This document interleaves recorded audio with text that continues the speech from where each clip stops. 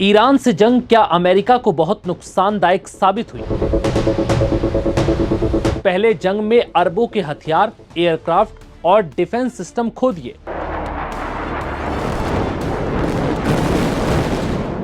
और अब ईरान को हुए भारी भरकम नुकसान की मोटी रकम भी चुकानी पड़ेगी।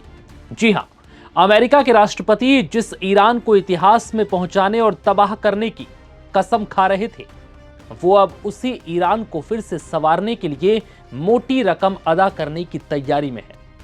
सुनकर अजीब लग रहा होगा, भला जिस ईरान को पहले ट्रंप ने तबाह किया, अब उसे फिर से संवारने के लिए इतनी मोटी रकम क्यों देंगे?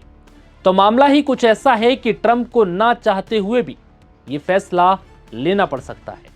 दरअसल जंग, सीजफायर और फिर हॉर्मुज को लेकर चल रहे विवाद के बीच ईरान और अमेरिका में नए सिरे से समझौते की तैयारी चल रही है, और अंदर खाने से कुछ ऐसी खबरें सामने आ रही हैं जो यकीनन हैरान कर रही हैं। उनमें से एक खबर न्यूयॉर्क टाइम्स की रिपोर्ट से सामने आई। न्यूयॉर्क टाइम्स की रिपोर्ट के मुताबिक ईरान और अमेरिका के समझौते में जो संशोधन हुआ है, उसमें ईरान के लिए इन्वेस्टमेंट फंड का भी जिक्र है। यह फंड 3 अरब डॉलर यानी करीब 29 लाख करोड़ रुपए का है, जो ईरान को रिकंस्ट्रक्शन प्रोग्राम के तहत दिया जाएगा। यानी युद्ध में जो ईरान में तबाही मची, उसे फिर से सही करने यानी ईरान को संवारने के लिए यह बजट जारी किया जाएगा। एक ईरानी अधिकारी ने इसे ईरान में रिकंस्ट्रक्शन प्रोग्राम बताया है। इसके बाद इस समझौते में ईरान के जब्त पैसे भी वापस लौटाए जा सकते हैं। दरअसल विदेशी बैंकों में ईरान के करीब 24 अरब डॉलर फ्रीज है। समझौते के तहत ये पुराने फंड रिलीज किए जा सकते हैं। एक ईरानी अफसर के मुताबिक अब ईरान के पास अपनी अर्थव्यवस्था को बंधन से आजाद करने का मौका है।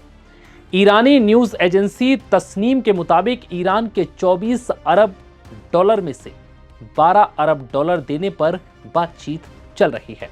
लेकिन इसके पीछे सबसे बड़ा भरोसा यह तय किया गया है कि ईरान अब कभी परमाणु हथियार नहीं बनाएगा। दरअसल सीजफायर के दौरान ईरान के पास मौजूद एनरिच्ड यूरेनियम के निपटारे पर ही बात की जाएगी। एनवाईटी की रिपोर्ट के मुताबिक एक ईरानी अधिकारी ने बताया कि ईरान अब अपने न्यूक्लियर प्रोग्राम को रोक देगा। बदले में अमेरिका ये वादा करेगा कि जब तक दोनों देशों में समझौते पर आखिरी बातचीत ना हो जाए, तब तक ईरान पर किसी प्रकार के प्रतिबंध नहीं बढ़ेंगे। अब ये समझिए कि अगर ये समझौता हुआ तो सबसे ज्यादा फायदा किसे होगा। दरअसल ईरान ने इस समझौते से पहले ही ये साफ कर दिया कि अगर उसके फ्रीज किए गए 24 अरब डॉलर रिलीज नहीं होते हैं, तब तक वो इस समझौते पर बातचीत नहीं करेगा, जो ईरान के लिए एक्स्ट्रा फायदा जैसा है। और फिर जंग में ईरान को नुकसान पहुंचा है, उसकी भरपाई भी ईरान को खुद नहीं करनी होगी, उसे इसके लिए अमेरिका फंड देगा। अगर ऐसा नहीं होता है तो अमेरिका को ये बात भी ध्यान रखनी होगी कि अमेरिकी खुफिया रिपोर्ट में कहा गया है कि ईरान के मिसाइल भंडार का 70% अब भी बचा हुआ है। यानी जंग महज 30% ही मिसाइलों पर खत्म हुई है। तो ऐसे में ईरान अब भी अपनी मिसाइलों से इजराइल और खाड़ी देशों में तबाही मचा सकता है। तो ऐसे में इस जंग में अमेरिका के मुकाबले ईरान को ज्यादा फायदा हो सकता है अगर यह समझौता होता है तो। फिलहाल इस वीडियो में इतना ही।